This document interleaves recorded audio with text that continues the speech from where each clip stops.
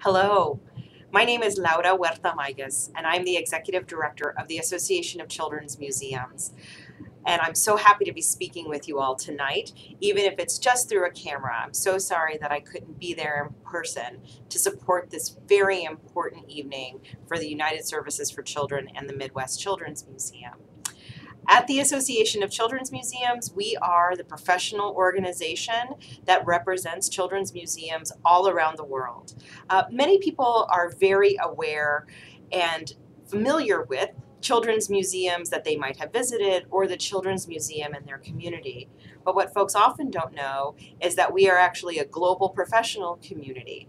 And ACM's membership includes more than 300 children's museums in the United States and around the world. And our job here at ACM is to promote and champion children's museums and the important work they do, as well as work to build the capacity of the museums and all of the people that work in and for children's museums.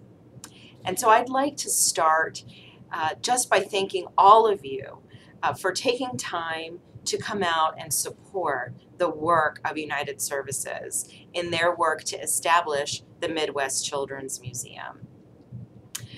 Obviously, at the association, we believe that children's museums are critical resources and cultural organizations in the communities that they serve. We are unique in that children's museums are one of the only cultural institutions that have as their primary purpose serving children and families. And it's so clear why children's museums are important when you visit one. But that's an experience that's really hard to translate into words. And so part of my work as the head champion for children's museums is to do some of that translation. And I just want to take a few minutes to share with you all what we think a children's museum really is.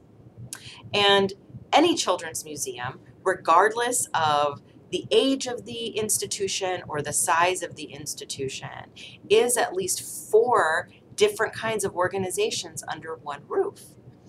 The most recognized type of organization that a children's museum is a destination. It's a physical place that has exhibits that you can visit and that delivers inspiring experiences, again, whose driving motivation is supporting the learning of children and the adults that care about them and that come with them on those journeys.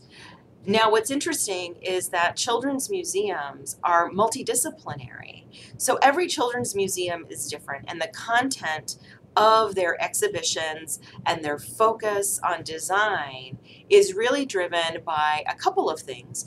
First, their own expertise of their own internal team, and also the needs of their communities. So we have children's museums that are primarily focused on art, those that are focused on science, some on literacy, and any combination of any kind of content area that you can think of. In the case of the Midwest Children's Museum, it's so exciting that an organization like United Services for Children, with their deep expertise in accessibility and inclusion, is working to develop a museum based on that foundation and will be certainly unique amongst our global children's museum community. But beyond the exhibits and the programs, which honestly is maybe the most exciting and easy to understand, but in some ways is the most superficial part of what a children's museum does, is all built on the 3 other pillars of what children's museums are. And the next type of organization that children's museums are community resources.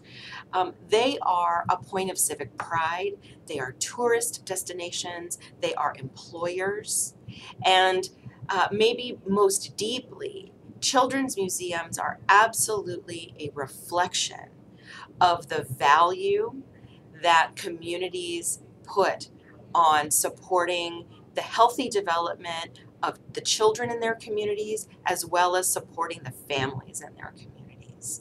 Having a children's museum in your area says, we care about children and we care about them so much that we need to create a space just for them. Next, children's museums are also educational laboratories. They are absolutely sites of learning. But because that learning is happening outside of a classroom environment, in a much more informal, we call informal learning, that doesn't mean that that's casual learning, but it means that it's not classroom-based learning. It's much more naturalistic in its approach.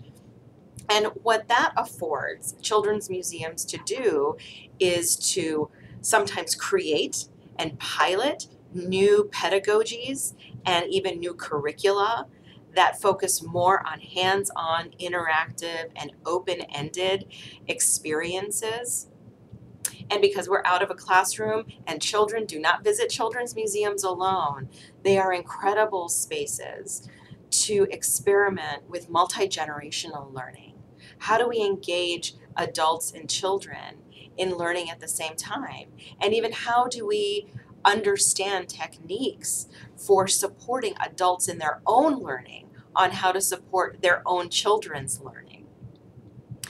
Children's museums are also incredible sites for partnerships with educational researchers who can use the Children's Museum as a laboratory to better understand children's learning.